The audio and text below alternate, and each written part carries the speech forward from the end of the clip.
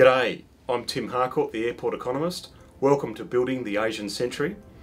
In this series, we're going to look at Australia's engagement with Asia beyond rocks and crops, beyond just resources and agriculture, and look at professional services, urban design, architecture, the types of engagement that Australia does with Asia.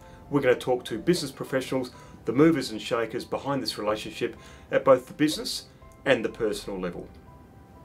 So, Young Achiever of the Year, 2013. Mazel tov, congratulations.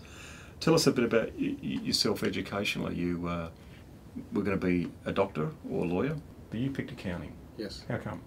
I think it's probably due to my father's foundation as an accountant, and accounting, he believes, is the formation of all good things in business overall. This is a Simon Wu. Yeah, Simon. So basically, if going forward I wanted to go into any other stream of business in the future, I'd still need accounting as a good basis to be able to at least understand where business comes from, how does money come in, how does money go out, and it's just fundamental. Tell me a little bit about Premium China Funds Management. What's the nature of the business? It's a family business. Tell me about how it works. So basically, over the long term, China and Australia's connectedness will just become more and more closer, and but there's not enough people that understand about what it is to invest in China directly. We see a lot of things about, Australians selling things to China, but not the other way around. And, through, I guess, the last 10 years, we've gone on this very large and very ambitious education program of the Australian public and also the advice world into what it is to invest in China, what is sustainable in China, what isn't, but at least get rid of a lot of the misnomers or the misunderstandings that people have about China. It's a funny story, isn't it? Because they used to say in the Australian press, don't go to China because you'll lose your shirt. But they end up losing their pants in America as well, don't they? Correct. So it is true that we have almost 5,000 companies exporting to China, 3,000 based there, and there's only 100 Australian companies based in Japan. So that in practice, Australian companies have actually had a lot of success in China, haven't they? But unfortunately, I think a lot of that doesn't come back to the media as such in Australia. Okay, so when the negative parts hit Australia, I guess bad news sells easier, also quicker. I think that that's caused a lot of this misunderstanding about what is real and what isn't real, and what you can and cannot extrapolate in terms of what are risks and what are opportunities in China. Now, you've written a very influential publication, Asia, the New Investment Paradigm. It's been very influential in Australia. Can you tell me the 3 key messages that can be applied throughout Asia? I think number one is people are starting to establish and understand rule of law.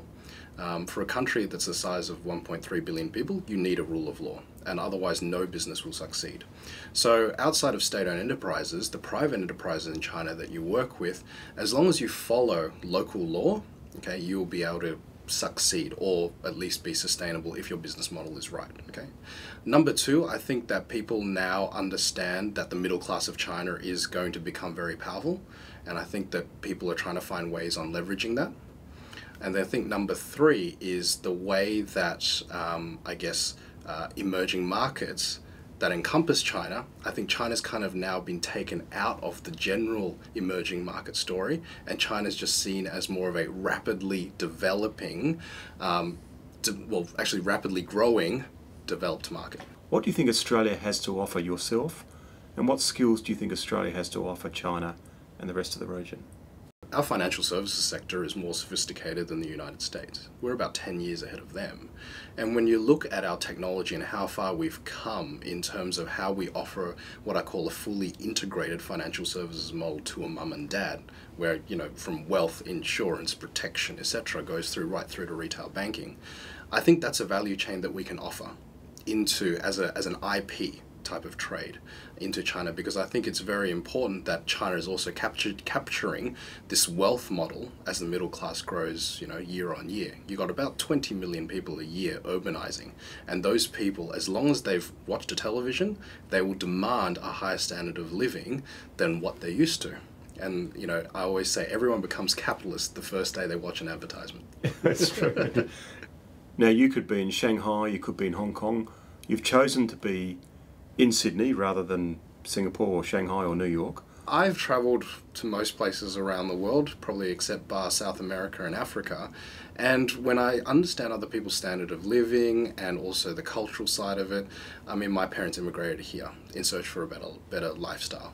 And I don't think I can pick another city in the world that I would say that I could really live in, feel safe in, and have a sustainable business where I think I could succeed in. Okay, everyone's different, everyone has a different environment in which they thrive in, but I think the Australian, I guess, the way of life and the way that we communicate and the way that I guess we're more open with each other and frank, I think that's something that I've held very strongly to as a value, and that's a value that I want to continue working with. So Australia, even New Zealand, very similar.